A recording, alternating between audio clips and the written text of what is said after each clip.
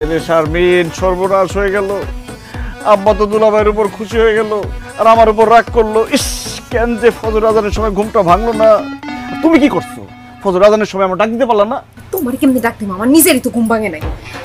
আচ্ছা তুমি কোনো টেনশন করো না, আব্বা দানশীল মানুষ খুব পছন্দ করে। তুমি একটা কাজ করো, গ্রামের যত ফকির মিসকিন সব ডাইকাই না আব্বারে দেখায় দেখায় দান করো, তাইলে আব্বা ভাববে তুমি অনেক বড় দানবীর, তোমার উপর খুশি হয়ে যাবো।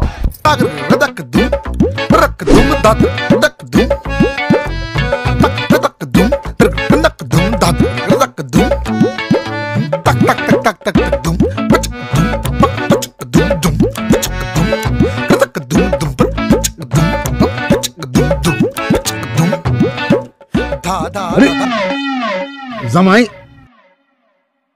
কি করতেছ এগুলি? আব্বা, ওনারা সবাই আপনাদের গ্রামের অসহায় দুস্থ লোকজন।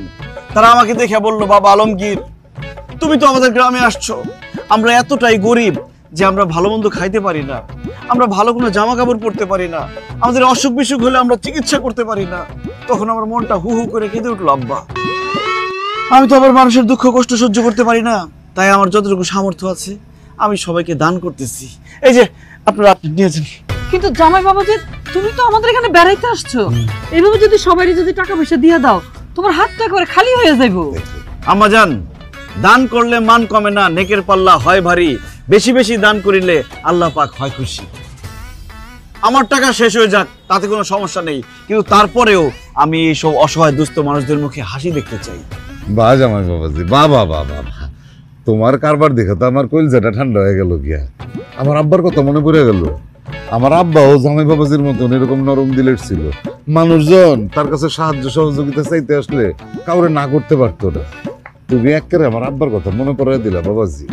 মাগু, দান খয়রাত করতে গোপনে ডাইনার দান করলে বাম হাতের খবর পেতে হয় না। তুই ভিডিও করতেছিস কেন? এটা নামা বন্ধ কর। থাক আব্বা, আর ভিডিও করলাম না। কিন্তু আব্বা, আমি তোমারে কইছিলাম না আমার জামাইয়ের মনটা যেমন বড় তেমন নরম। প্রমাণ পাইছো এখন? এখানে তো 150 উপরে মানুষ আসিল, সবাইরে দান করা শেষ, এখন এই কয়জন বাকি আছে।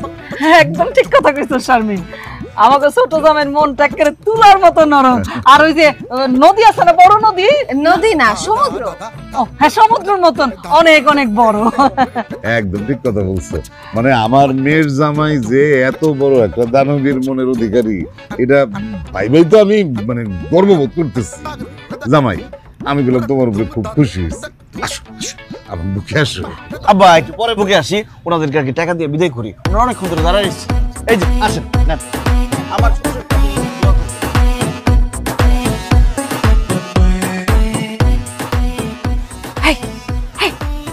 দেখছো আমাকে শারমিন জামাই কত বড় দানবীর। এখন যদি আব্বা আম্মা ওরে বেশি বেশি পছন্দ করে ফেলে তখন কি হবো? তখন তো বেশি বেশি পছন্দের খাতিরে বেশি বেশি জায়গা, বেশি বেশি জমি সবকিছু ওর নামে লিখে দিব, তখন কি করবো? দানবীর না, কচুয়া একটা বন্ড বদমাইশ মাকাল ফল। আব্বা আম্মার মন জয় করতেছে না, সম্পত্তি সম্পত্তি। আব্বা আম্মার কাছে এমন কালার করবো ওরে, আমি এমন জায়গায় নাচামু সম্পত্তি ওর। কেমন দিলাম শারমিন? খুব ভালো। আব্বা তো তোমার প্রশংসায় পঞ্চম হয়ে গেছে। আজকে আমার এত ভালো লাগছে। গল্প গুজব করতেছো না? মেজাজটাই খারাপ হয়ে গেল।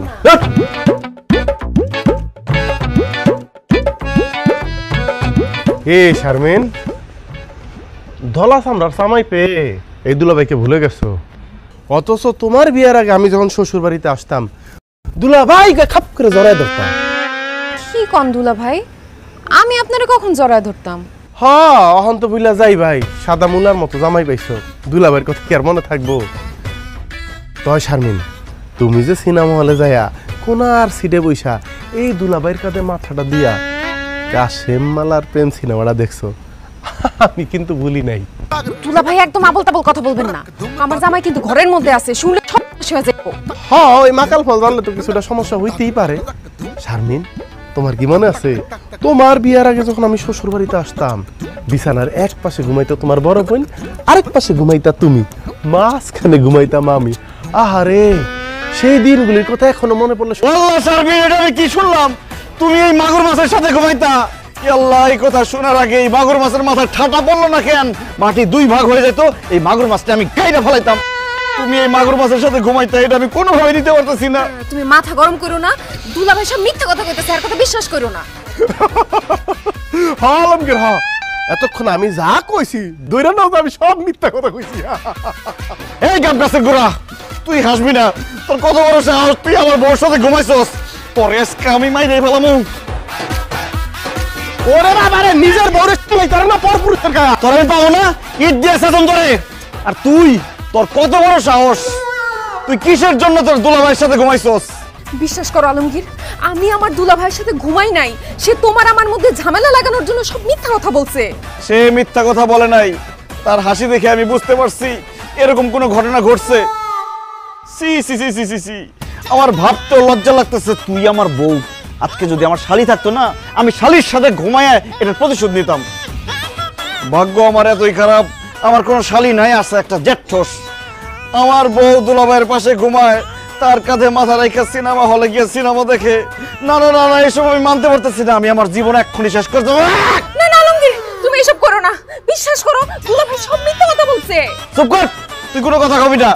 হারামজাদি, রাক্ষসী, ডাইনি, সিটার, বাটপার, ইতর, বদমাশ, কলঙ্কিনী, ইচ্ছা করতেছে ইট দিয়ে মাইরা তোর মাথা একদম ফাড়া গেল।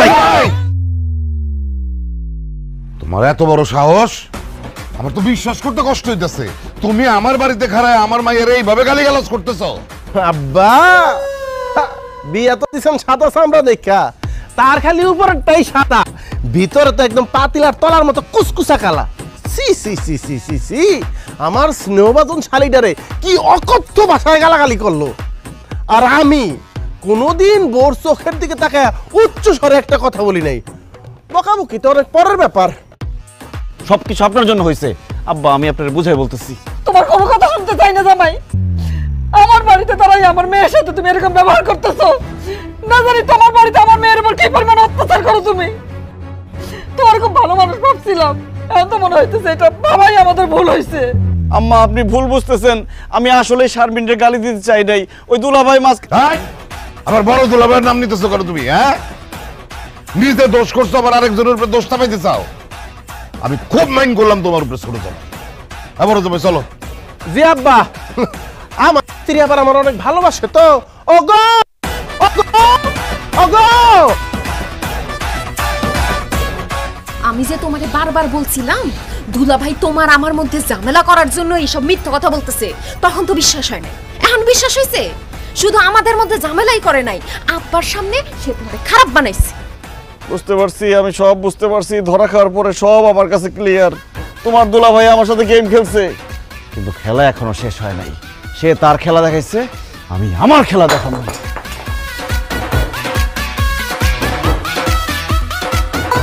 পারবেন মা কি করেছে এখানে বইয়া বইয়া? এমনি বসে আছি। আপনি কখন আসলেন? এই তো একটু আগে আইছি। মারে, তোর মনে আছে ছোটকালে যে আমি তোর নৌকা বানাই দিতাম, ওইটা পানিতে ভাসাইতি, যদি ডুবে যাইতো কান্না করতি, আবার আমি বানাই দিতাম। ও আপনার যে কত জ্বালাইছি ওই সময়টাতে, মনে তো থাকবেই।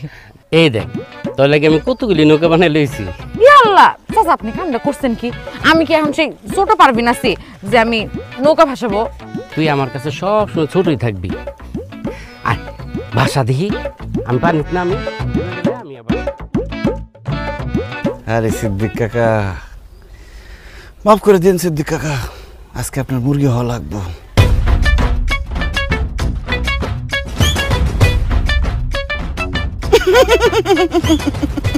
এই গোড়ার মতো সিসি করতেছ কেন?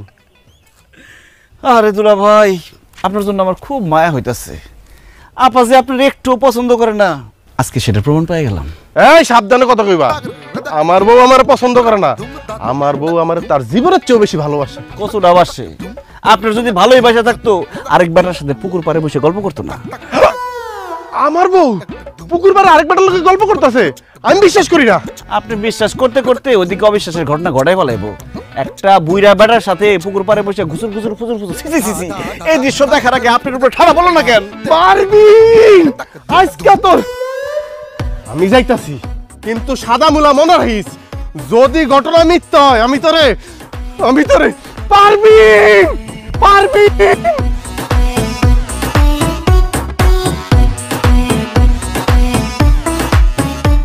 শালা ডানটুকির বাচ্চা আমার বললোকে জল তরঙ্গ খেলতাছস আজকে তোর